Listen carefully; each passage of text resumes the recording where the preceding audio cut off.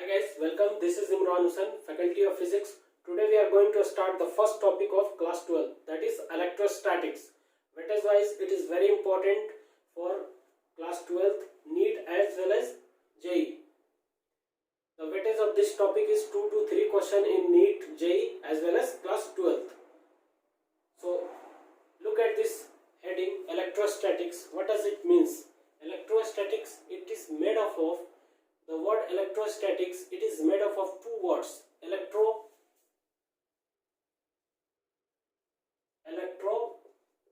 plus statics. Electro means electron.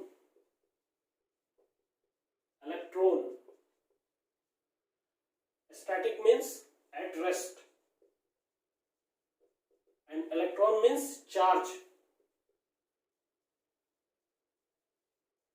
So the meaning of this heading is charge which is at rest.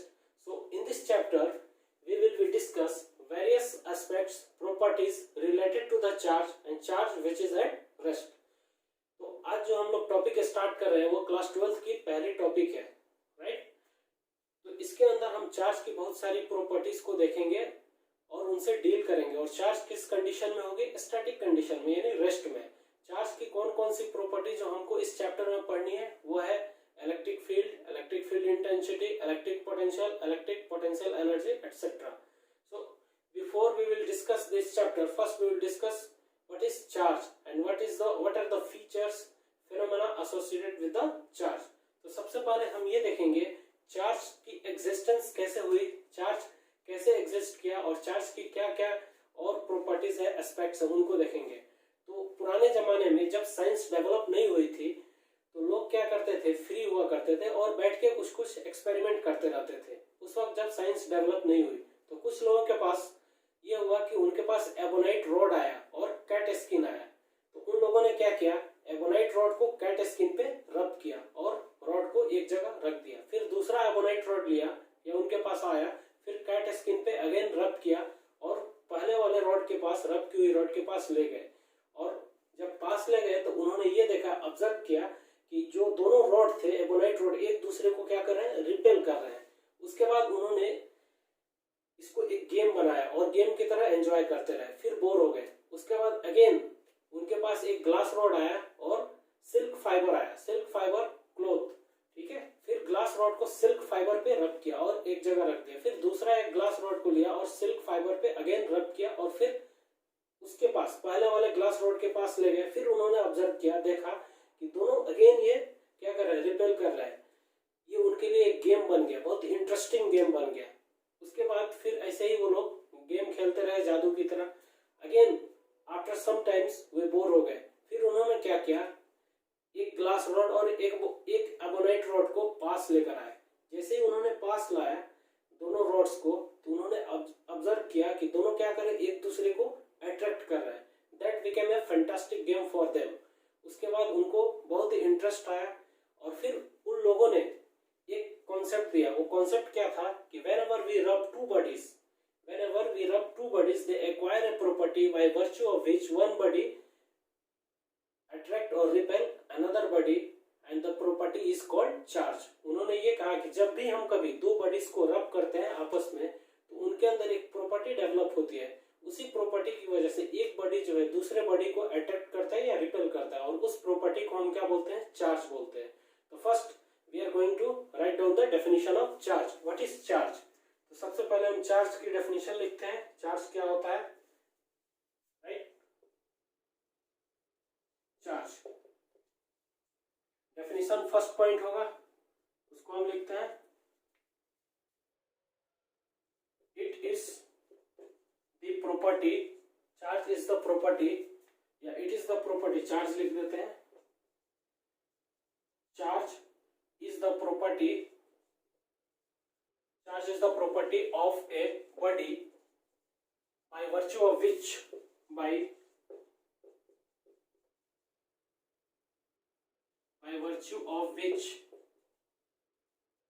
it attract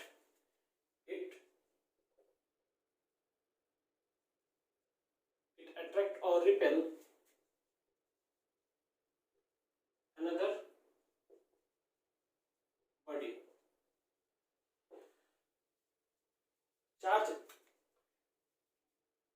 भी body की एक ऐसी property है जिससे वो किसी दूसरे बॉडी को अट्रैक्ट करता है या रिपेल करता है। तो जब उन्होंने चार्ज की डेफिनेशन दे दिया, उसके बाद वे सोचना स्टार्ट किए उन लोगों ने जिन्होंने चार्ज को डिस्कवर किया था कि चार्ज कितने टाइप के होते हैं। ठीक है, तो उन्होंने सोचना शुरू किया। फिर उन्होंने कहा कि चार्ज दो टाइप्स के होते हैं। ठीक है, उसके पीछे उनकी लॉजिक ये थे कि जब हम एबोनाइट रॉड को हमने कैट स्किन पे रब किया और उसको एक जगह रख दिया, फिर दूसरा हमने एबोनाइट रॉड लिया और कैट स्किन पे रब किया और दोनों को जब पास ले गए तो दोनों ने क्या किया था, रिपेल किया था। ठीक उसी तरह से ग्लास रॉड को सिल्क फाइबर पे रब करके रख दिया, फिर दूसरा एक ग्लास रॉड को लिया और रब किया, फिर दोनों ग्लास रॉड को जब पास लाए तो दोनों ने क्या किया था, एक दूसरे को रिपेल किया था। तो उन्होंने ये सोचना शुरू किया कि चार्ज कितने टाइप के होते हैं। तो उन्होंने ये एग्जांपल्स दिया कि जब ग्लास रॉड को हम एबोनाइट रॉड के पास ले गए तो दोनों को क्या करना था, रिपेल करना था। ग्लास रॉड एबोनाइट रॉड को रिपेल करना था, परंतु क्या किया, ग्लास रॉड ने एबोनाइट रॉड को अट्रैक्ट किया। इसका मतलब ये हुआ कि जो चार्ज ग्लास रॉड पे आया था उससे थोड़ा हट के वो चार्ज आया होगा जो एबोनाइट रॉड पे होगा, राइट। यानी एबोनाइट रॉड पे जो चार्ज आया उससे थोड़ा हट के ग्लास रॉड पे जो चार्ज आया होगा वो होगा। तो इट मींस जो ग्लास रॉड पे चार्ज थे वो थोड़ा हट के थे, यानी अलग था, और एबोनाइट रॉड पे जो चार्ज था वो अलग था। इसका मतलब ये हुआ, इसके बेसिस पे उन लोगों ने कंक्लूजन दिया कि charges are of two types, और ग्लास रॉड पे सेम नेचर की चार्ज है, इसलिए क्या किया, दोनों ने रिपेल किया। जबकि एबोनाइट रॉड और एबोनाइट रॉड पे भी सेम नेचर के चार्ज है, यानी लाइक चार्जेस हैं, तभी दोनों ने एबोनाइट रॉड ने क्या किया, एक दूसरे को रिपेल किया। इस बेसिस पर उन्होंने कंक्लूजन दिया कि चार्जेस कितने तरह के होते हैं, चार्जेस दो तरह के होते हैं। तो सेकंड पॉइंट जो हम लिखेंगे इसमें वो ये होगा, इस तरह से सेकंड पॉइंट, चार्ज में charges are of two types. Charges जो होते हैं वो दो तरह के होते हैं, एक होता है पॉजिटिव चार्ज, राइट, और दूसरा क्या होता है, नेगेटिव चार्ज। नेगेटिव चार्ज दूसरा क्या होता है, नेगेटिव चार्ज, राइट। इसके बाद नेक्स्ट प्रॉपर्टी जो उन्होंने ये देखा कि चार्ज क्या होता है वो एक्सप्लेन कर दिया, फिर चार्ज दो तरह के होते हैं ये भी समझ में आ गया। अब उन्होंने ये सोचना स्टार्ट किया कि चार्ज किसी भी बॉडी पे क्यों आया, आखिर हमने ऐसा क्या किया कि किसी भी बॉडी पे चार्ज आया, इसको देखते हैं। अब ये तो बात समझ में आ गई कि चार्ज दो तरह के होते हैं, एक पॉजिटिव होता है, एक नेगेटिव होता है। परंतु किसी भी बॉडी पे चार्ज आया क्यों, ऐसा क्या हुआ कि उस बॉडी पे चार्ज आया। तो उस वक्त ज्यादा साइंस डेवलप नहीं हुआ था, ठीक है, लोगों को एटम्स के बारे में, इलेक्ट्रॉन्स के बारे में नहीं पता था। फिर उन्होंने एक कॉन्सेप्ट दिया, वो कॉन्सेप्ट क्या था कि जब भी हम दो बॉडीज को रब करते हैं तो उनके अंदर चार्ज कैरियर डेवलप हो जाता है या चार्ज कैरियर होते हैं। चार्ज कैरियर का काम क्या होता है, चार्ज को कैरी करना, और ये दो तरह के होते हैं, एक पॉजिटिव चार्ज कैरियर होता है और दूसरा नेगेटिव चार्ज कैरियर। तो जब भी हम बॉडीज को रब करते हैं तो पॉजिटिव चार्ज कैरियर क्या करता है, एक बॉडी से पॉजिटिव चार्ज को लेकर दूसरे बॉडी में जाता है, और नेगेटिव चार्ज कैरियर क्या होता है, एक बॉडी से नेगेटिव चार्ज को लेकर के दूसरे बॉडी में जाता है। इस तरह से बॉडी पे चार्ज आ जाता है, but it had no significant, इसका कोई फिजिकल सिग्निफिकेंट नहीं था। ये थ्योरी फेल हो गई, क्योंकि जब फर्दर साइंस डेवलप हुआ तो लोगों को ये मालूम चला each and every matters is made up of atoms. जितने भी मैटर्स हैं वो सारे एटम से मिलकर बने हुए हैं, and atoms is consist of two kinds of particle, और एटम जो है दो तरह के पार्टिकल से बना हुआ होता है, one is electron and other is nucleus. Inside the atom electron is movable while nucleus is fix. जबकि एटम्स के अंदर इलेक्ट्रॉन्स क्या होते हैं, सराउंडिंग में मूव करते रहते हैं उसके आउटर मोस्ट ऑर्बिट में, और न्यूक्लियस जो होता है वो फिक्स रहता है, रिजिड रहता है। तो inside the atom there is a nucleus, inside the nucleus there is a electron and proton. Neutron is being neutral while proton carries positive charge and electron carries negative charge. अब मैं थोड़ा सा atoms of structure को explain करता हूँ, उसके बाद फिर मैं जो नए तरीके से किसी भी बॉडी पे चार्ज क्यों आता है उसको हम देखेंगे। फर्स्ट थोड़ा सा हम atoms of structure को डील करते हैं। देखो होता क्या है, सपोज करो ये हमारे पास कोई एक एटम है ऐसे, इसके अंदर क्या होगा, न्यूक्लियस होगा, यानी न्यूट्रॉन प्लस प्रोटॉन, ये न्यूक्लियस के अंदर होगा, ठीक है। और इसके आउटर मोस्ट सेल में क्या होता है, इलेक्ट्रॉन इस तरह से रिवॉल्व करते रहता है, मूव करते रहता है, कुछ इस तरह से आउटर मोस्ट सेल में। और इलेक्ट्रॉन जो होता है वो नेगेटिव चार्ज को कैरी करता है, जबकि न्यूक्लियस के अंदर जो प्रोटॉन होता है वो पॉजिटिव चार्ज होता है या पॉजिटिव चार्ज को कैरी करता है, और न्यूट्रॉन न्यूट्रल होता है। तो सबसे पहले हम ये देखते हैं किसी भी बॉडी को हम चार्जलेस या न्यूट्रल कब करते हैं, उसके बाद हम आएंगे किसी भी बॉडी पे चार्ज कैसे आता है उस कॉन्सेप्ट पे। तो कोई भी बॉडी है, सपोज करो हमारे पास कोई ये एक ऑब्जेक्ट है, right, this is a object. अगर मैं बोलूं इसका नाम ए है, दिस इज चार्जलेस, चार्जलेस और न्यूट्रल, और न्यूट्रल ऑब्जेक्ट। ये क्या है, कोई बॉडी ए है जो कि चार्जलेस है और न्यूट्रल ऑब्जेक्ट है। तो इसका मतलब क्या होता है, what does it means? It means, इसका मतलब होता है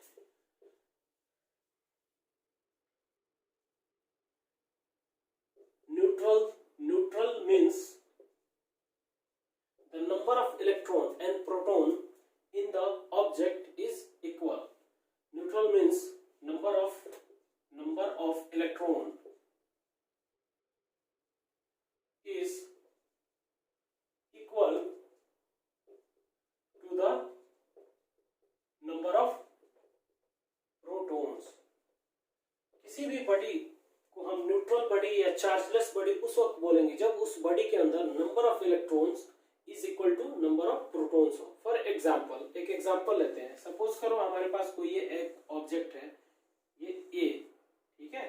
इस ऑब्जेक्ट के अंदर 1000, ठीक है, ये न्यूट्रल है, this is again neutral object,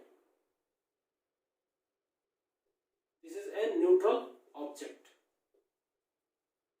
अगर ये न्यूट्रल है और सपोज करो इसके अंदर कितने हैं, 1000 इलेक्ट्रॉन है, तो इसको न्यूट्रल होने के लिए, बैलेंस होने के लिए कितना इसमें प्रोटॉन होना पड़ेगा, 1000 प्रोटॉन, राइट, 1000 प्रोटॉन। अब हम ये देखेंगे किसी भी बॉडी पे चार्ज कैसे आता है और क्यों आता है, इसके कॉन्सेप्ट को देखते हैं, राइट। अब हम देखते हैं किसी भी बॉडी में चार्ज क्यों आता है और कैसे आता है, राइट। सपोज करो हमारे पास कोई एक ऑब्जेक्ट ए है और कोई ऑब्जेक्ट बी है, और ए भी न्यूट्रल है और बी भी न्यूट्रल है। तो न्यूट्रल होने का मतलब क्या है कि इसके अंदर नंबर ऑफ जो इलेक्ट्रॉन्स होंगे वही उतना ही होगा नंबर ऑफ प्रोटॉन्स। इस बॉडी के अंदर भी जितने नंबर ऑफ इलेक्ट्रॉन्स होंगे उतने ही नंबर ऑफ प्रोटॉन्स होंगे, राइट। तो मैं मान लेता हूं कि इस बॉडी के अंदर क्या है, 1000 इलेक्ट्रॉन है। तो न्यूट्रल होने के लिए इस बॉडी के अंदर कितना होना पड़ेगा, 1000 प्रोटॉन। सपोज करो कि इस बॉडी के अंदर क्या है, 2000 प्रोटॉन इलेक्ट्रॉन, तो इसको न्यूट्रल होने के लिए कितना होना पड़ेगा, 2000 proton. This is the initial condition. ये क्या है, initial condition, this is initial condition, ठीक है, ये इनिशियल कंडीशन है। अब हम क्या करते हैं, इन दोनों बॉडीज को पास लाते हैं, we bring both bodies close to each other. उसके बाद हम क्या करते हैं, रब करते हैं एक दूसरे को। कैसे, तो इस तरह से, देखो दोनों को हमने पास लाया और रब किया, कुछ इस तरह से। तो इसके अंदर रब करने के बाद होता यह है कि इसके अंदर 5 इलेक्ट्रॉन ट्रांसफर हो जाते हैं। क्यों, देखो जब भी हम दो बॉडीज को रब करते हैं तो न्यूक्लियस जो होता है जिसमें प्रोटॉन होते हैं, वो प्रोटॉन क्या होते हैं, रिजिड होते हैं, फिक्स होते हैं, तो वो अपनी जगह पे ही रहते हैं। और जो लूजली बॉन्डेड इलेक्ट्रॉन होते हैं, ठीक है, this is body A and this is body B. तो जो लूजली बॉन्डेड इलेक्ट्रॉन होते हैं वो क्या होते हैं, वो टूट के दूसरे बॉडी में चले जाते हैं। तो ऐसा नहीं है कि सिर्फ बॉडी ए से ही इलेक्ट्रॉन बॉडी बी में जाएगा, ऐसा भी हो सकता है कि बॉडी बी से इलेक्ट्रॉन टूट करके, लूजली बॉन्डेड इलेक्ट्रॉन टूट करके बॉडी ए में चले जाए। प्रोटॉन क्या होते हैं, टाइटली बॉन्डेड होते हैं, रिजिड होते हैं। तो मैं मान लेता हूं, हम सपोज करते हैं कि बॉडी ए से 5 इलेक्ट्रॉन जो है ब्रेक होके बी में चला गया। तो अब होता यह है कि इस बॉडी ए में कितने इलेक्ट्रॉन टोटल बच गए, 9, 9, 5। और प्रोटॉन कितने बच गए इसके अंदर प्रोटॉन जो थे वो 1000 प्रोटॉन, ठीक है, ये बच गए। और यहाँ पे, ठीक, यहाँ पे इस बॉडी के अंदर कितने इलेक्ट्रॉन हो गए, इसके अंदर 5 इलेक्ट्रॉन हमने ऐड कर दिया, जोड़ दिया। तो टोटल इलेक्ट्रॉन जो इसके अंदर हो गए वो कितना हो गए, 2005 इलेक्ट्रॉन। और प्रोटॉन कितने हो गए, सिर्फ 2000, राइट। प्रोटॉन। तो यहाँ पे अगर हम देखें तो 5 इलेक्ट्रॉन की क्या है, डिफिशियंसी, 5 इलेक्ट्रॉन की डिफिशियंसी। और यहाँ पे जो है 5 इलेक्ट्रॉन क्या है, एक्सेस। तो किस तरह से कोई भी बॉडी चार्ज होता है, ठीक है। चार्ज होने का मतलब क्या होता है, किसी भी बॉडी को, देखो यहाँ से इलेक्ट्रॉन ब्रेक होके जब हमने रब किया तो फ्रिक्शन की वजह से क्या होते हैं, लूजली बॉन्डेड इलेक्ट्रॉन जो होते हैं वो ब्रेक होके दूसरे बॉडी में चले जाते हैं। इलेक्ट्रॉन का मतलब नेगेटिव चार्ज का ट्रांसफर होना। तो जिस बॉडी के अंदर पहले क्या था, ये बैलेंसिंग थी, ठीक है, यानी न्यूट्रल था, यानी जितने नंबर ऑफ प्रोटॉन थे उतना ही नंबर ऑफ इलेक्ट्रॉन थे। अब यहाँ से 5 इलेक्ट्रॉन हमने निकाले, रब किया और वहां से ब्रेक होके इसमें चले गए। तो जो पहले बैलेंस कंडीशन में ये बड़ी थी, अब इसकी बैलेंसिंग क्या है, डिस्टर्ब हो गई।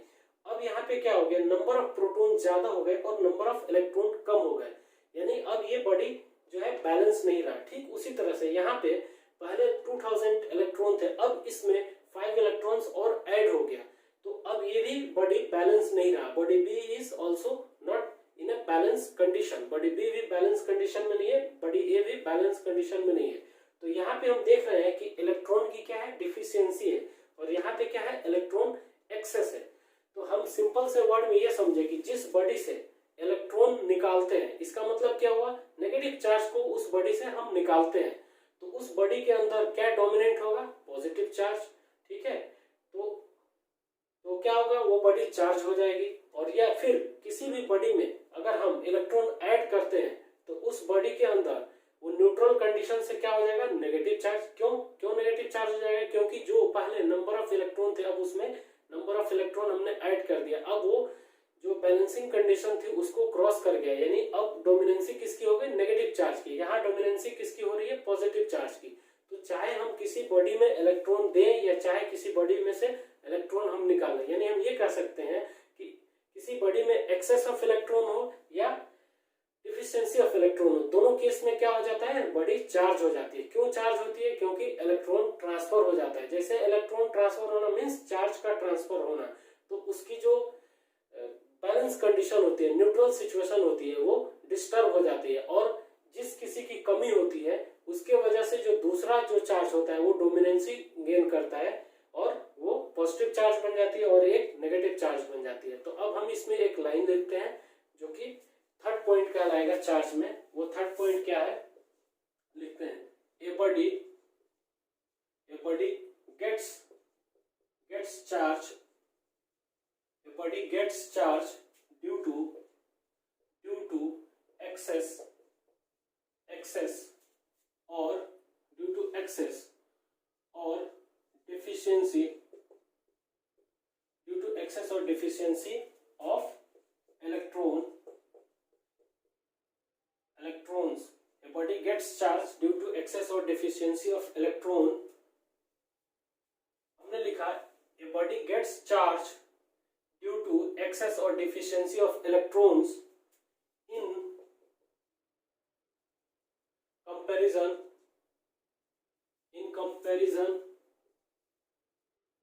comparison to the number of proton present in it. Okay, इसके बाद नेक्स्ट पॉइंट को देखते हैं। This is point number 3 and next will be the point number 4, right? Now the next point, that is, कब हम किसी भी बॉडी को पॉजिटिव चार्ज बॉडी बोलेंगे, कब किसी बॉडी को हम नेगेटिव चार्ज बोलेंगे। तो पॉइंट नंबर 4 क्या है, अब हम देखते हैं। पॉइंट नंबर 4 का A, first point, when there is a excess of electrons, then the body, when there is an excess of electron, then the body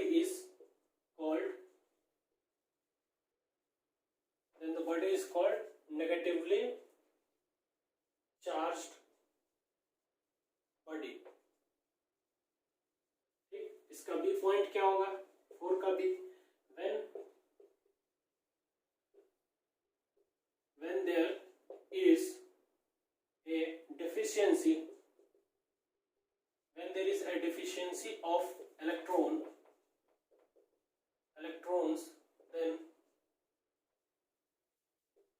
then the body is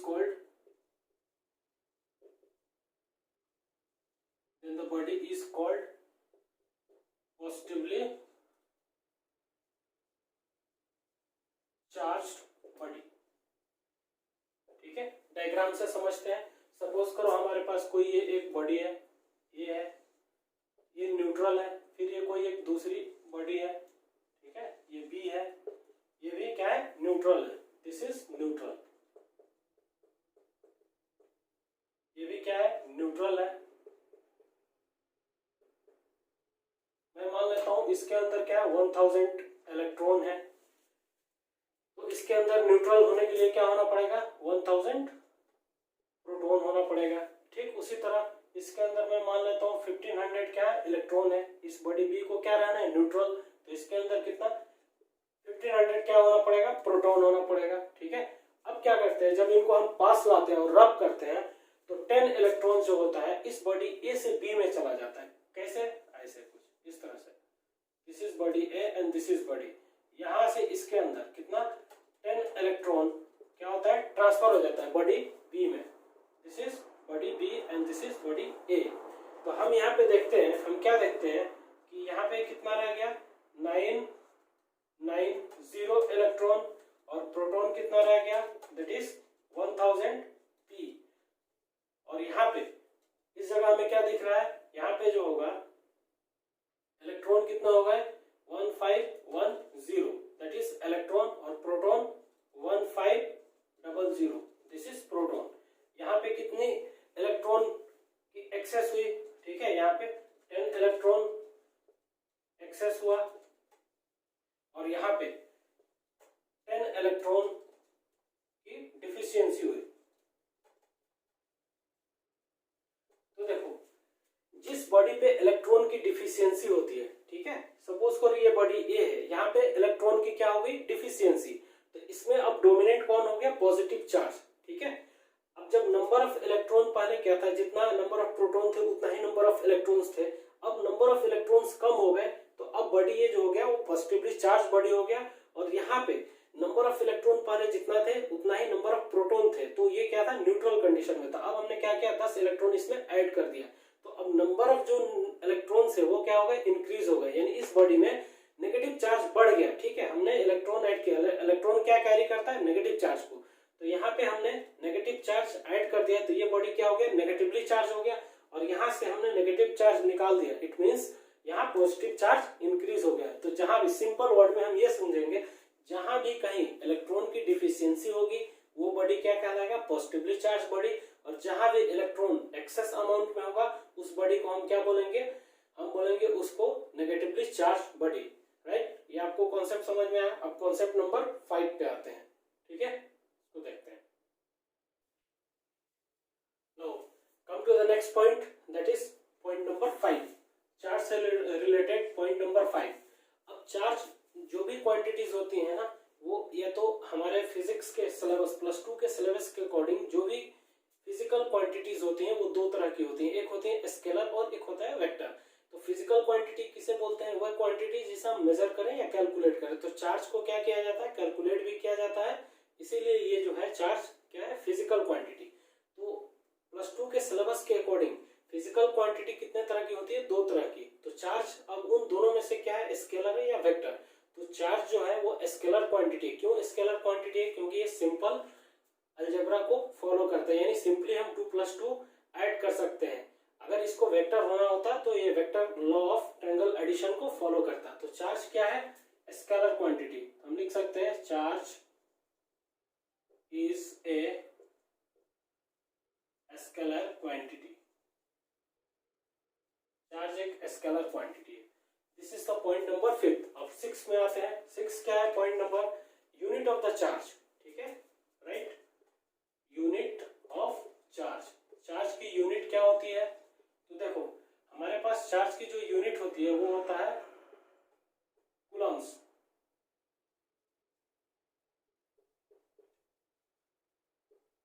charge की जो unit होती है coulomb और इसको denote करते हैं सी से।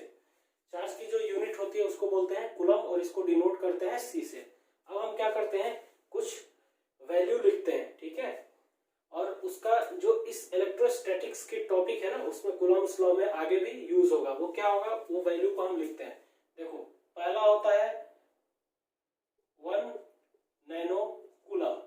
Nano का मतलब होता है 10⁻⁹ 10⁻⁹ कूलम, ठीक है। नैनो का मतलब 10⁻⁹ सफिक्स है ये। उसके बाद दूसरा क्या होता है 1 माइक्रो कूलम। इसका मतलब क्या होता है 1 माइक्रो कूलम मीन्स 10⁻⁶ कूलम। ठीक उसी तरह से तीसरा होता है 1 पीओके कूलम, ठीक है। इसका वैल्यू होता है वो हमारा होता है 10⁻⁻12 कूलम। इन चीजों को हमें याद रखना है ताकि जब हम न्यूमेरिकल सॉल्व करेंगे तो इनका यूज होगा, राइट। अब हम आते हैं 7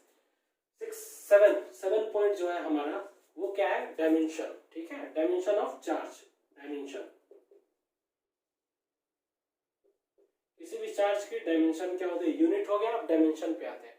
तो देखो चार्ज की डायरेक्ट कोई डायमेंशन नहीं होता है। एक हमने प्रीवियस क्लासेस में यानी लोअर क्लासेस में 10th में हमने एक फॉर्मूला पढ़ा था। वो क्या होता था, करंट इज इक्वल टू क्या होता था, charge upon time. Unit time में कितना चार्ज फ्लो होता है उसी को हम क्या बोलते हैं, करंट, किसी क्रॉस सेक्शन एरिया से। तो करंट क्या होता है, एक फंडामेंटल यूनिट होता है जिसको हम किससे डिनोट करते हैं, ए से डिनोट करते हैं, राइट। उसी तरह से Q जो है जिसकी हमें डायमेंशन कैलकुलेट करनी है उसको एज इट इज रख देते हैं। और जो टाइम होता है T, इसकी फंडामेंटल यूनिट्स क्या होती है, T। देखो होता यह है कि मास, लेंथ और टाइम, एम्पेयर, ये सारे जो होते हैं फंडामेंटल यूनिट्स होते हैं, ठीक है। इनके हेल्प से अदर यूनिट्स, अदर क्वांटिटीज की यूनिट को हम ड्राइव करते हैं। तो यहाँ पे एम्पेयर और टाइम हमको क्या निकालना है, इस Q की डायमेंशन निकालनी है। तो हम क्या लिखेंगे, Q इज इक्वल टू क्या हो जाएगा, A इंटू टी। अब देखो इसकी हमें डायमेंशन कैलकुलेट करनी है तो हमको ये सिंबल देना पड़ेगा, Q is equal to A 1 और T, ऐसे 1।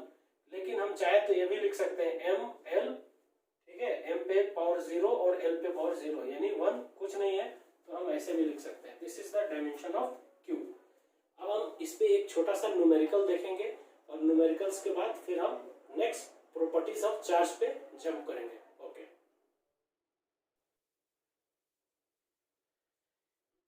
नाउ अब हम इस क्वेश्चन को देखते हैं।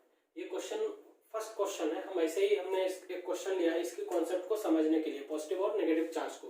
क्या बोल रहा है, a body is given negative charge, किसी बॉडी में नेगेटिव चार्ज ऐड किया जाता है, देन इट्स मास, तो उस बॉडी की मास क्या होगी, इंक्रीज, डिक्रीज, सेम और नन ऑफ दिस। तो सपोज करो हमारे पास कोई ये एक बॉडी है, ठीक है, इस तरह से। ये कुछ भी हो सकता है, न्यूट्रल भी हो, नेगेटिवली चार्ज हो, पॉजिटिवली चार्ज, कुछ भी रहा हो इसकी स्टेटस। ये कोई इसकी बॉडी है और यहां से हम क्या करते हैं, इसमें नेगेटिव चार्ज यानी इलेक्ट्रॉन ट्रांसफर करते हैं, ठीक है। और ये क्या है, this is the source. Source क्या होता है, सोर्स में बहुत सारे नेगेटिव चार्ज होंगे। जिस चीज को हमें सप्लाई करना होता है उसकी सोर्स से हम क्या करते हैं, कितना भी अमाउंट में निकाल के ट्रांसफर करते हैं। तो हम क्या करते हैं, इस बॉडी में इलेक्ट्रॉन को ऐड करते हैं। 2 इलेक्ट्रॉन्स ऐड किया, 4 किया, 6 किया, ऐड किया, यानी जितने इलेक्ट्रॉन्स ऐड करेंगे तो इलेक्ट्रॉन्स का कुछ ना कुछ मास भी होता है। Electron always associated with the mass. तो जितना इलेक्ट्रॉन हम ऐड करेंगे साथ साथ बॉडी में उतना थोड़ा थोड़ा जो भी मास होगा वो भी ऐड होगा। तो इसका मतलब ये है कि जो इनिशियल कंडीशन होगी बॉडी की और जो इनिशियल मास होगी वो कम रही होगी जब हमने इलेक्ट्रॉन ऐड किया बॉडी में उससे। यानी इलेक्ट्रॉन ऐड किया तो क्या होगा, उसका मास, सपोज करो ये कोई मास रहा होगा, कोई ये एक बॉडी रहा होगा, दिस इज ए अगेन, और ये न्यूट्रल रहा होगा। और इसमें हमने यहाँ पे क्या किया, थोड़ा सा इलेक्ट्रॉन को ऐड कर दिया। तो जैसे हमने इलेक्ट्रॉन को ऐड किया तो अब पहले जो इसका मास था m था, अब ये जो होगा मास इसका m डैश हो गया। तो m डैश जो होगा ग्रेटर देन m हो जाएगा। इसलिए किसी भी ऑब्जेक्ट में या किसी भी बॉडी पे जब हम नेगेटिव चार्ज ट्रांसफर करते हैं यानी इलेक्ट्रॉन ऐड करते हैं तो क्या होता है, उसकी मास इंक्रीज होती है। और जब भी हम किसी भी बॉडी से इलेक्ट्रॉन को रिमूव करते हैं तो उसकी मास डिक्रीज होती है। ये ज्यादा सिग्निफिकेंट नहीं होता है, बट इस तरह का क्वेश्चन आया तो इसको देखते हैं। जनरली हम इसको कंसिडर नहीं करते हैं, राइट। अब हम नेक्स्ट प्रॉपर्टी पे चलते हैं। वो क्या होगी? प्रॉपर्टीज ऑफ चार्ज, यानी चार्जेस की property. Now the next property जो है हमारा प्रॉपर्टीज, नेक्स्ट टॉपिक जो है वो क्या है? Properties of charge. अब हम चार्जेस की प्रॉपर्टी को देखेंगे, ठीक है। तो फर्स्ट प्रॉपर्टी जो है चार्ज की, फर्स्ट जो प्रॉपर्टी है चार्ज की, जो प्रॉपर्टी होती है उसमें से वो क्या है? Like charges repel each other while unlike charges attract each other. Like charges repel each other, इसका मतलब क्या हुआ? जो हमने एबोनाइट रॉड और एबोनाइट रॉड को पास ले गए थे जब हम, तो क्या था कि दोनों ने क्या किया था? रिपेल किया था। उसी तरह से ग्लास रॉड और ग्लास रॉड को जब हम पास लेकर गए थे तो उन दोनों ने भी क्या किया था? रिपेल किया था। तो वहां पे ग्लास रॉड पे और ग्लास रॉड पे क्या था? लाइक चार्ज, सेम टाइप के चार्ज थे। जबकि एबोनाइट रॉड पे भी क्या थे? सेम टाइप के चार्ज थे। तब वो उन दोनों एबोनाइट रॉड और दोनों ग्लास रॉड ने एक दूसरे को रिपेल किया था। बट जैसे ही हमने ग्लास रॉड और एबोनाइट रॉड को पास लेकर गए थे तो वहां पे क्या था? ग्लास रॉड पे जो चार्ज था वो थोड़ा अलग हटके था एबोनाइट रॉड पे जो चार्ज था उससे। तो वहां पे क्या था कि दोनों ने एक दूसरे को अट्रैक्ट कर लिया था। तो अनलाइक चार्जेस क्या थे? जिसकी वजह से अट्रैक्ट किए थे और रिपेल किए थे लाइक चार्जेस की वजह से। इस पे हम एक छोटा सा क्वेश्चन लेते हैं ताकि हमें कॉन्सेप्ट समझ में आए। क्या है क्वेश्चन हमारा? ए positively charge body A attract body B. ये पॉजिटिवली चार्ज बॉडी ए की जगह क्या हो सकता है?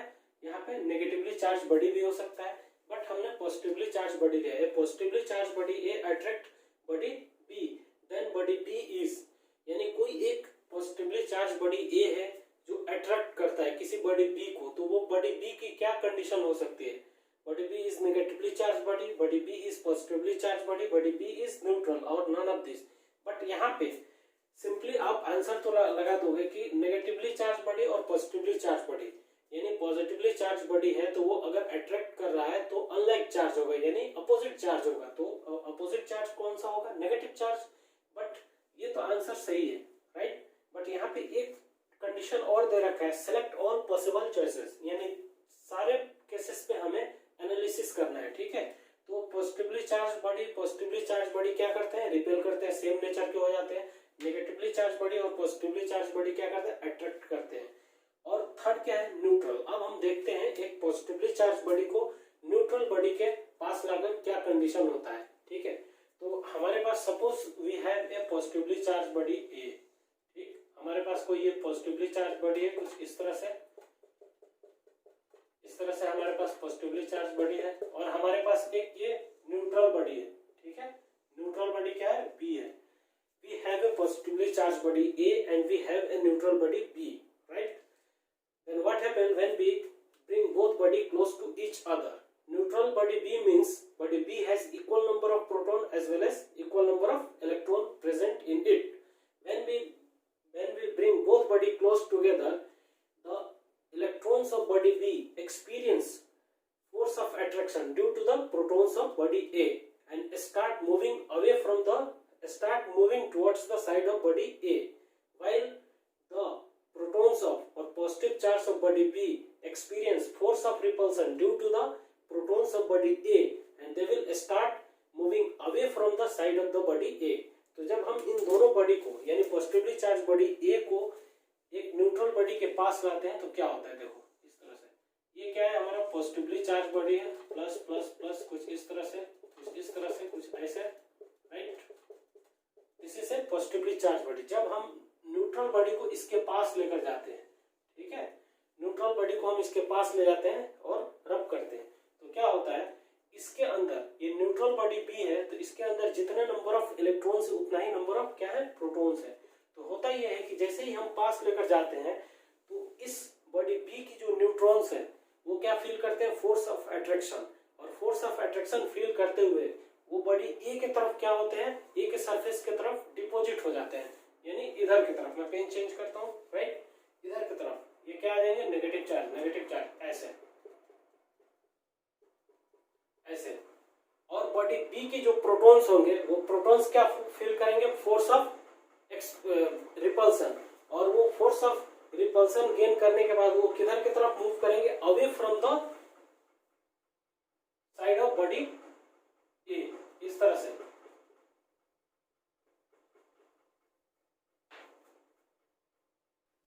तो होता होता ये है कि बॉडी बी की जो प्रोटॉन्स होते हैं वो प्रोटॉन्स क्या करते हैं, इस बॉडी ए के पॉजिटिव चार्ज की वजह से इस बॉडी बी के positive charge force of repulsion को फील करते हैं और इस side away from the side of the ए इधर की तरफ क्या होता है, डिपॉजिट हो जाते हैं। ठीक है, कुछ इस तरह से ऐसे डिपॉजिट हो जाते हैं। अब होता क्या है कि इन सारे इलेक्ट्रॉन्स पे, ठीक है, फोर्स ऑफ अट्रैक्शन लग रहा है। ठीक, और इन सारे फोर्स इलेक्ट्रॉन्स पे जो फोर्स ऑफ अट्रैक्शन लग रहा है उन सारे फोर्स की डायरेक्शन किधर की तरफ है, एक ही तरफ है। ठीक है, इधर लेफ्ट हैंड साइड में। तो वेक्टर के अंदर हम लोगों ने स्टडी किया है, जब दो वेक्टर्स या दो से ज्यादा वेक्टर्स पैरेलल होते हैं तो उनको हम उनकी रिजल्टेंट कैलकुलेट करने के लिए हम उनको नंबर की तरह ऐड कर देते हैं, 1 2 3 4 5 ऐसे। तो इन सारे जो फोर्सेस की डायरेक्शन एक ही तरफ है तो इनका एक मैं नेट फोर्स लिख देता हूँ। नेट फोर्स क्या होगा, F1 वेक्टर का मैग्नीट्यूड। ठीक है, और इसी तरह से इन सारे पॉजिटिव चार्ज पे जो फोर्स ऑफ रिपल्सन रहेंगे उन सारे फोर्स की जो डायरेक्शन होगी वो इधर की तरफ राइट हैंड साइड की तरफ होगी, यानी एक ही तरफ होगी। तो उन सारे फोर्सेस की समेशन हम ले लें, यानी उनका रिजल्टेंट ले लें। रिजल्टेंट क्या होगा, उन सारे फोर्सेस को हम ऐड कर देंगे एक ही डायरेक्शन में और एक हम रिजल्टेंट ले लेते हैं, वो क्या होगा F2 मॉडुलस ऐसे। तो यहाँ पे हमको एक चीज दिख रहा है, वो ये दिख रहा है कि अगर मैं इस सारे फोर्सेस को, ठीक है, एक पॉइंट पर यहाँ की जो सारे पॉजिटिव चार्ज है इसको मैं अगर यहाँ पे ऐसा मान लेता हूँ, this is a point charge, सारे पॉजिटिव चार्ज को किसी एक पॉइंट पे सेंट्रलाइज मान लेता हूँ और इन सारे नेगेटिव चार्ज को यहाँ पे मैं क्या मान लेता हूँ, सेंट्रलाइज मान लेता हूँ ऐसे, नेगेटिव दिस इज पॉजिटिव। ठीक, और इनके बीच सपोज करो डिस्टेंस क्या है, r है। ठीक है, उसी तरह से यहाँ पे इस सारे इधर के पॉजिटिव चार्ज को मैं क्या मान लेता हूँ, एक पॉइंट मान लेता हूँ, एक पॉइंट पे ऐसे सेंट्रलाइज मान लेता हूँ। ठीक, और यहाँ पे तो इन दोनों के बीच की जो डिस्टेंस है ये, ठीक है, ये डिस्टेंस क्या होगी, ज्यादा हो जाएगी, ये डिस्टेंस क्या होगी, कम होगी। तो हमारे पास एक फॉर्मूला होता है, वो फॉर्मूला क्या होता है इलेक्ट्रॉनिक फोर्स के लिए, Q1, ठीक है, Q2 upon R square. Q1 और Q2 क्या होते हैं, मैग्नीट्यूड ऑफ द फोर्स। मान लो ये जो चार्ज है ये क्या है, Q1 है और ये चार्ज Q2 है। तो इनके बीच जो डिस्टेंस जो होगा, डिसाइड जो करेगा डिस्टेंस का फैक्टर, कौन सा फोर्स ज्यादा होगा, जिसकी R कम होगी, राइट। तो इस नेगेटिव चार्ज और इस पॉजिटिव चार्ज के बीच जो डिस्टेंस होगा वो कम होगा, तो इसकी फोर्स जो होगी ना, इनके बीच जो लगने वाली फोर्स होगी F1 वो क्या होगी, ज्यादा हो जाएगी। और यहाँ की अगर हम बात करें तो यहाँ से यहाँ तक R है। ठीक है, ये पॉजिटिव चार्ज इस बॉडी बी के प्रोटॉन और इस बॉडी ए के प्रोटॉन के बीच जो डिस्टेंस है वो ज्यादा है। ठीक है, मैग्नीट्यूड सेम है बट डिस्टेंस ज्यादा है, क्योंकि ये हाफ इधर आ गया और ये हाफ, फिर एक बार ये हाफ और ये पूरा। ठीक है, राइट। तो यहाँ पे जो डिसाइडिंग फैक्टर है वो क्या है, डिस्टेंस है। तो यहाँ पे इस फोर्स ऑफ रिपल्सन के लिए, यानी पॉजिटिव चार्ज बी पार्टिकल के उस पे जो फोर्स ऑफ रिपल्सन लग रहा है उसके लिए कौन रेस्पॉन्सिबल है, पार्टिकल ए के पॉजिटिव चार्ज। और इन दोनों के बीच डिस्टेंस क्या है, ज्यादा है, तो मैग्नीट्यूड क्या होगा, कम हो जाएगा। तो हम यहाँ से लिख सकते हैं F1 जो होगा, F1 ये कितना होगा, ज्यादा होगा F2 से। तो जो नेट फोर्स इधर की तरफ होगा F नेट, वो क्या होगा, कौन सा नेचर का होगा, अट्रैक्टिव नेचर का होगा, अट्रैक्टिव नेचर का होगा, राइट। तो हमको एक कंक्लूजन यहाँ से ये मिलता है कि जब भी, ठीक है, दो बॉडीज के बीच अट्रैक्शन हो रहा है तो इसका मतलब हम ये बिल्कुल नहीं समझेंगे कि एक बॉडी पे पॉजिटिव चार्ज है और दूसरे बॉडी पे नेगेटिव चार्ज है। ऐसा भी हो सकता है कि एक बॉडी क्या हो, पॉजिटिवली चार्ज हो या दूसरा नेगेटिवली चार्ज हो, या फिर ऐसा भी हो सकता है एक बॉडी पॉजिटिवली चार्ज हो और दूसरा क्या हो, न्यूट्रल हो, या ऐसा हो सकता है एक बॉडी क्या हो, नेगेटिव चार्ज हो और दूसरा न्यूट्रल हो। इसका एग्जाम्पल है, प्रैक्टिकल एग्जाम्पल, अगर हम पेपर की छोटे छोटे पीस कर ले, पीस जो होता है कॉपी का, और अपने बालों को कंघी से ऐसे कंघी करें, और कंघी करने के बाद जब हम पेपर के पीसेस पे लाएंगे तो वो क्या करेंगे, वो जो कंघी होगा वो पेपर के पीसेस को अट्रैक्ट करेगा। तो पेपर के पीस पे तो कोई चार्ज नहीं है, बट जब हम कॉम को अपने बालों में, हेयर में क्या करते हैं, रब करते हैं, तो उस पे क्या हो जाता है, चार्ज डेवलप हो जाता है, और जब उसको हम यहाँ पे लाते हैं तो वो क्या करता है, अट्रैक्ट करता है। This is the practical example. अब हम इसके लिए एक पॉइंट्स लिखेंगे, वो पॉइंट्स क्या होगा, वो ये होगा कि attraction is not a sure test of electrification, यानी किसी भी बॉडी के अंदर अट्रैक्शन हो रहा है तो तो इसके लिए चार्जिंग कोई इंपॉर्टेंस नहीं रखता है, एक बॉडी में चार्ज हो और दूसरा न्यूट्रल भी हो सकता है, राइट। नेक्स्ट पॉइंट पे मूव करते हैं। उसके बाद the next property of charge is, charge की जो दूसरी प्रॉपर्टी है वो क्या है, क्वांटाइजेशन ऑफ चार्ज। सबसे पहले हम क्वांटाइजेशन की मीनिंग समझते हैं। इस क्वांटाइजेशन ऑफ चार्ज में हम 2 पॉइंट लिखेंगे। इससे पहले हम पॉइंट लिखे उससे पहले हम क्या करते हैं, क्वांटाइजेशन की मीनिंग को समझते हैं। देखो क्वांटाइजेशन की मीनिंग क्या होती है, दुनिया में 2 ही तरह के फिजिकल क्वांटिटीज पाए जाते हैं। एक होती है क्वांटाइज्ड फिजिकल क्वांटिटी और दूसरा होती है नॉर्मल फिजिकल क्वांटिटी और the quantity which is not quantized. ठीक है, एक सिंपल सा एग्जांपल लेते हैं और उससे समझते हैं। हम क्या करते हैं अपने डेली लाइफ में, डे टू डे लाइफ में एक्सचेंज करते हैं। किसका एक्सचेंज करते हैं, मनी का एक्सचेंज करते हैं, यानी पैसा हम किसी से लेते हैं और पैसा किसी को देते हैं। तो जो हमारा इंडियन करेंसी है ना, राइट, जो हमारी इंडियन करेंसी है, उस इंडियन करेंसी में आप 5 पैसा या 5 पैसा के मल्टीपल में एक दूसरे से किसी से भी आप एक्सचेंज कर सकते हो, सिर्फ 5 पैसा या 5 पैसा के मल्टीपल में। कैसे, वो मैं बताता हूँ। 5 पैसा 20 टाइम्स उसके मल्टीपल में आप किसी को अपने हाथों से 1 रुपए दे सकते हो। 5 पैसा 40 टाइम्स उसके मल्टीपल में आप किसी को 2 रुपए दे सकते हो। 5 पैसा 100 टाइम्स उसके मल्टीपल में आप 5 रुपीज किसी को दे सकते हो, राइट। क्या हम 3 पैसा या उसके मल्टीपल में एक्सचेंज कर सकते हैं? नो। क्यों? देखो 3 पैसा और उसके मल्टीपल में 20 टाइम्स आप दोगे किसी को तो वो कितना होगा, 60 पैसा। 60 पैसा हम अपने हाथों से नहीं दे सकते हैं किसी को। ठीक उसी तरह से 3 पैसा मल्टीपल्स ऑफ 40 टाइम्स क्या हम किसी को दे सकते हैं? 1 रुपीज एंड 20 पैसा, 120 पैसा हम किसी को नहीं दे सकते हैं, राइट। इसी तरह से सिर्फ हम 5 पैसा और उसके मल्टीपल में एक्सचेंज कर सकते हैं। ये हमारी इंडियन करेंसी है, राइट। इसी तरह से तो जो क्वांटाइज्ड क्वांटिटी होता है उसको हम कैसे डिफाइन करते हैं, तो वो फिजिकल क्वांटिटी जिसे एक्सचेंज करते वक्त, वो फिजिकल क्वांटिटी जिसे एक्सचेंज करते वक्त उसकी मिनिमम क्वांटिटी या उसके मल्टीपल में क्या किया जाए, एक्सचेंज करा जाए, तो उसे हम क्वांटाइज्ड क्वांटिटी बोलते हैं। तो 5 पैसा और उसकी मल्टीपल क्या है, इंडियन करेंसी, यानी हम क्या कर रहे हैं 5 पैसा और उसकी मल्टीपल को एक्सचेंज कर रहा है, यानी इंडियन करेंसी को एक्सचेंज कर रहा है। तो इस इंडियन करेंसी को हम क्या बोलेंगे, क्वांटाइज्ड क्वांटिटी, राइट। और वह मिनिमम अमाउंट, राइट, वह मिनिमम अमाउंट जो ट्रांसफर किया जाता है, ठीक है, उसको हम क्या बोलते हैं, क्वांटा। किसका, इस क्वांटाइज्ड क्वांटिटी का। तो जो इंडियन करेंसी है उसकी मिनिमम अमाउंट क्या है जिसको हम ट्रांसफर कर सकते हैं, वो 5 पैसा। ठीक है, पहले पुराने टाइम में 5 पैसा चलता था, 10 पैसा चलता था, 20 पैसा चलते थे, ठीक है। तो 5 पैसा क्या होगा, क्वांटा हो जाएगा किसकी, इंडियन करेंसी की। इंडियन करेंसी क्या है, 5 पैसा और उसकी मल्टीपल, राइट। अब हम देखते हैं मास क्वांटाइज्ड क्वांटिटी है या नहीं। देखो मास क्या है, किसी भी शॉप पे आप जाओ, आप 2 kg राइस खरीद सकते हो, 2.5 ग्राम क्या ले सकते हो, शक्कर ले सकते हो।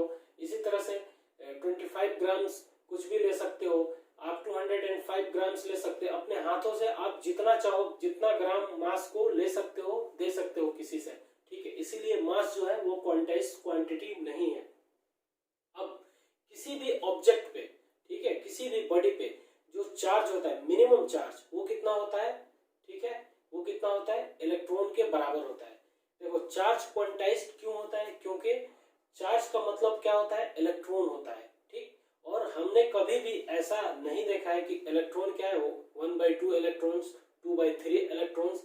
इलेक्ट्रॉन्स जो होते हैं वो हमेशा जो है इंटीजर में एग्जिस्ट करते हैं, फ्रैक्शन में एग्जिस्ट नहीं करते हैं। हम कहीं भी ऐसे 2/3 इलेक्ट्रॉन्स या 1/2 इलेक्ट्रॉन्स ऐसा हमें कहीं नहीं दिखता है। This is electron will never exist in such form. Electron जो होते हैं इस तरह के फॉर्मेट में एग्जिस्ट नहीं करते हैं। तो होता यह है कि चार्ज जो होती है, ठीक है, वो क्वांटाइज्ड होता है। क्यों? क्योंकि किसी भी बॉडी पे जो मिनिमम चार्ज हम ट्रांसफर करते हैं वो क्या होता है, इलेक्ट्रॉन्स। और इलेक्ट्रॉन या इलेक्ट्रॉन के इंटीजर मल्टीपल में ही हम किसी बॉडी पे चार्ज को ट्रांसफर कर सकते हैं। तो इलेक्ट्रॉन और उसका इंटीजर मल्टीपल क्या कहलाता है, चार्ज, ठीक है। तो चार्ज क्या हो जाएगा, क्वांटाइज्ड क्वांटिटी। तो हम फर्स्ट पॉइंट इसमें लिखेंगे, वो ये लिखेंगे कि charge is a quantized quantity. Charge is a quantized quantity charge क्या होता है, क्वांटाइज्ड क्वांटिटी होता है। और दूसरा पॉइंट जो हम इसमें लिखेंगे वो ये लिखेंगे, charge on anybody, charge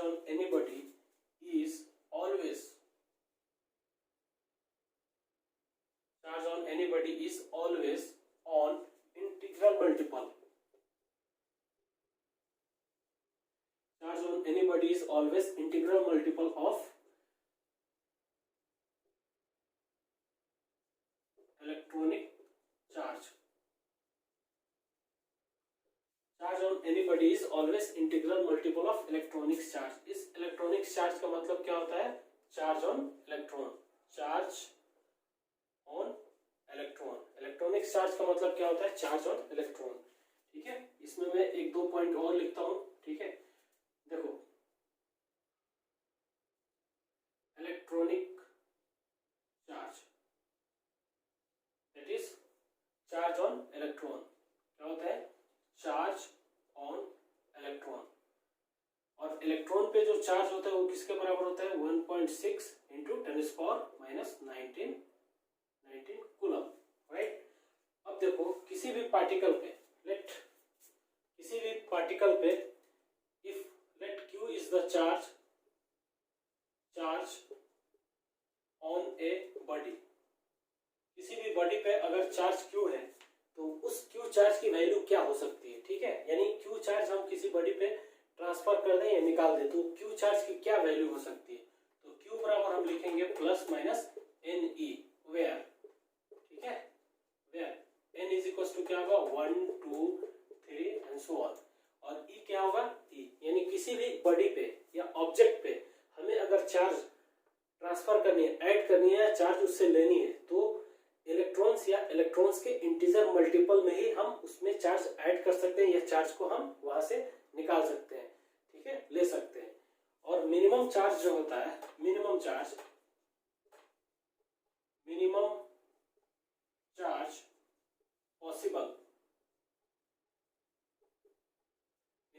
possible on a body is equal to the charge of electron, is equal to the charge of electron। किसी भी ऑब्जेक्ट पे जो मिनिमम चार्ज पॉसिबल होता है वो किसके बराबर होता है, चार्ज ऑफ इलेक्ट्रॉन के बराबर। अगर n इक्वल टू 1 पुट करें तो Q बराबर क्या होगा, 1 इंटू E, यानी E के बराबर होगा, राइट। आई होप आपको ये पॉइंट समझ में आया होगा। अब हम नेक्स्ट पॉइंट पे मूव करते हैं। जो चार्ज की जो तीसरी प्रॉपर्टी है वो क्या है, कंजर्वेशन ऑफ चार्ज। बहुत ही इंपॉर्टेंट है और बहुत ही सिंपल है, उसको देखते हैं, right. Property that is conservation of charge. Charge की जो तीसरी प्रॉपर्टी है उसको हम बोलते हैं कंजर्वेशन ऑफ चार्ज। अब क्या होता है कंजर्वेशन ऑफ चार्ज में देखते हैं, ठीक। कंजर्वेशन ऑफ चार्ज, इसका मतलब क्या होता है। सबसे पहले हम एक लैंग्वेज लिखते हैं। वो लैंग्वेज क्या है, in an isolated system,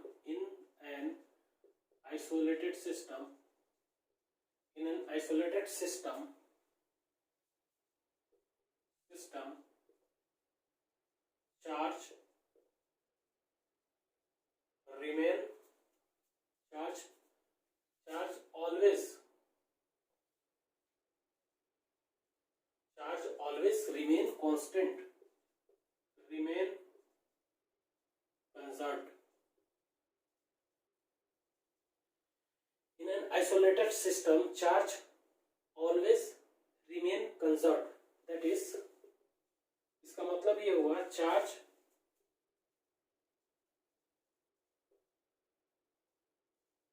neither be created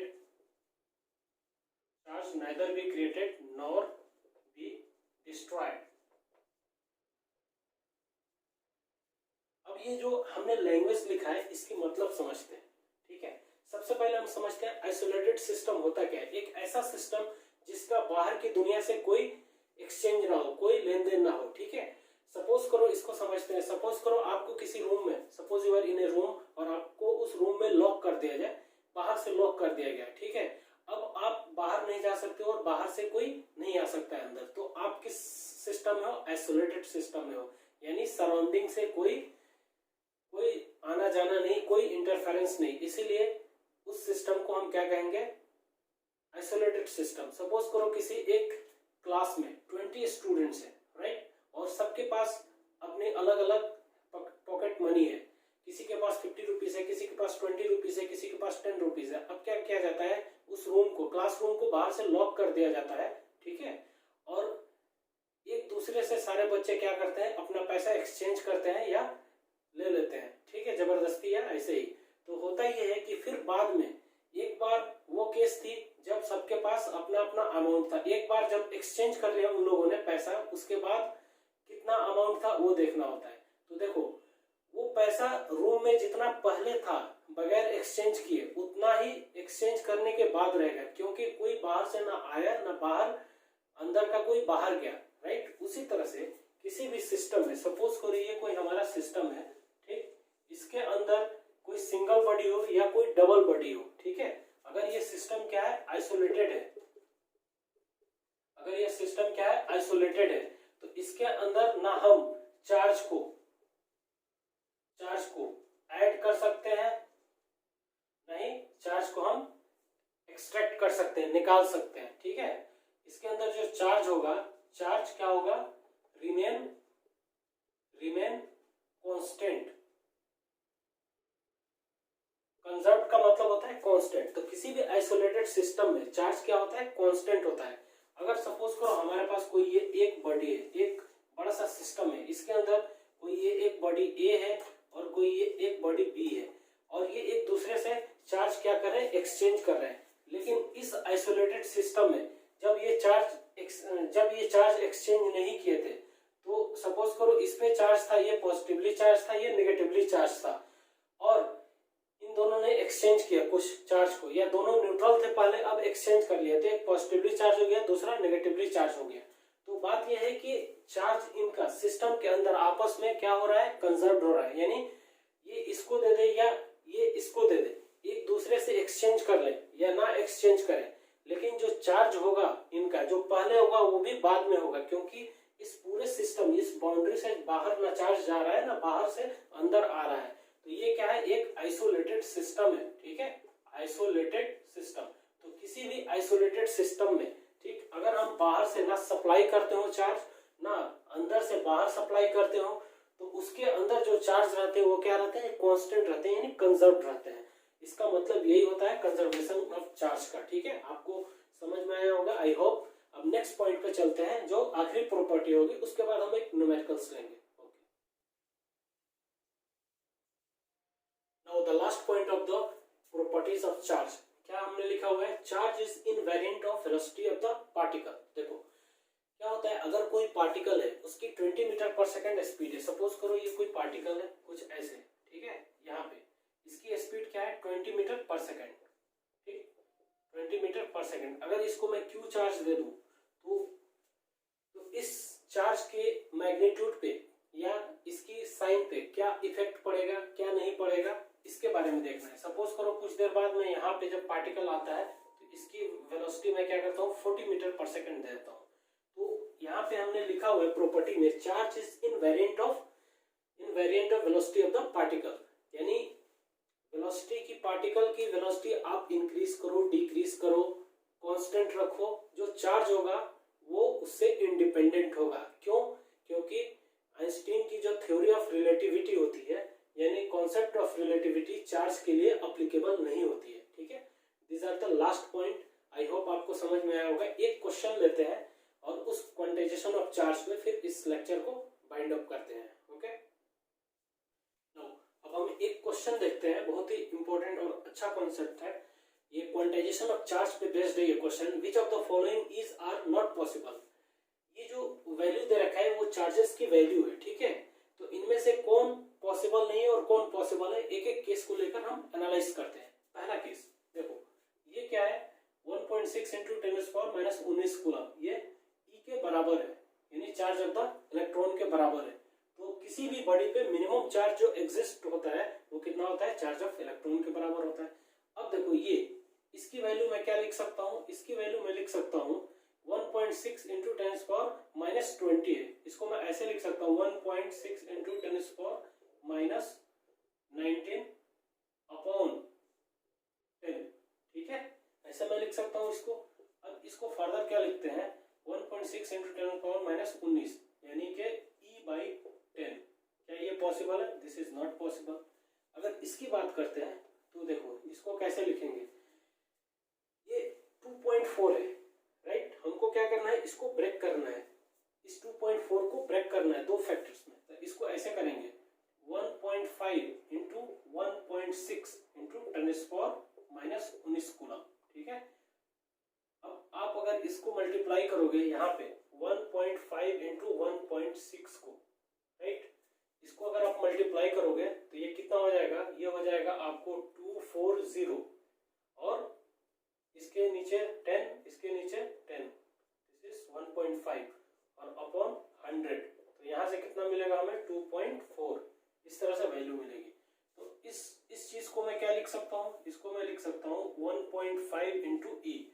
क्या 1.5 इंटू ई, इलेक्ट्रॉन की वैल्यू फ्रैक्शन में पॉसिबल है, सिर्फ इलेक्ट्रॉन इंटीजर मल्टीपल के साथ किसी भी बॉडी पे ट्रांसफर हो सकता है या किसी बॉडी से हम उसको ऐड कर सकते हैं किसी बॉडी पे। ठीक है, तो ये भी पॉसिबल नहीं है। ठीक है, e/10 पॉसिबल नहीं है, 1.5 ई पॉसिबल नहीं है। अब इसकी बात करते हैं। ठीक राइट, ये क्वेश्चन लास्ट देखो 1.6 इंटू 10 पावर माइनस 18 ये दे रखा है कूलम। हम इसको ऐसे भी लिख सकते हैं 1.6 इंटू 10 पावर माइनस 18 और हम अगर ऊपर नीचे 10 से डिवाइड, अगर 10 से ऊपर मल्टीप्लाई और नीचे 10 से डिवाइड, इस तरह से हम लिख सकते हैं। ठीक है, ये कट के बराबर हो जाएगा, बैलेंस हो जाएगा। अब क्या देखते हैं, इस 10 को मैं ऊपर ले जाता हूँ। ठीक है, 1.6 इंटू 10 पावर 18 इंटू 10 इंटू 10 पे पावर माइनस 1, इसको मैं ऊपर ले गया। अब हम क्या लिखते हैं, इस 10 को यहाँ पे लिख देते हैं 10 राइट, 1.6 इंटू 10 पावर माइनस, इसको एक, जब दो टर्म का बेस क्या होता है a इंटू ए, यहाँ पे कुछ भी हो, यहाँ पे 2 हो तो क्या हो जाता है a पे पावर क्यूब। जब बेस सेम होते हैं तो उनकी पावर ऐड हो जाती है। तो this is 10 and this is 10 and this is 10। ठीक है, बेस सेम है तो क्या होंगी, पावर ऐड हो जाएंगी। यहाँ पे क्या है +1, लेकिन हम इसको ऐड नहीं करेंगे। ठीक है, हमको क्या लिखना है 10 पावर माइनस 19 और 10 को बाहर रखना है। अब ये देखें तो ये क्या है, ये किसके बराबर है, 10 ई के बराबर है। This is possible. ठीक है, हमेशा इलेक्ट्रॉन अपने इंटीजर के साथ जो है वो ट्रांसफर होता है किसी बॉडी पे या ऐड किया जाता है। राइट, आई होप आपको ये लेक्चर समझ आया होगा।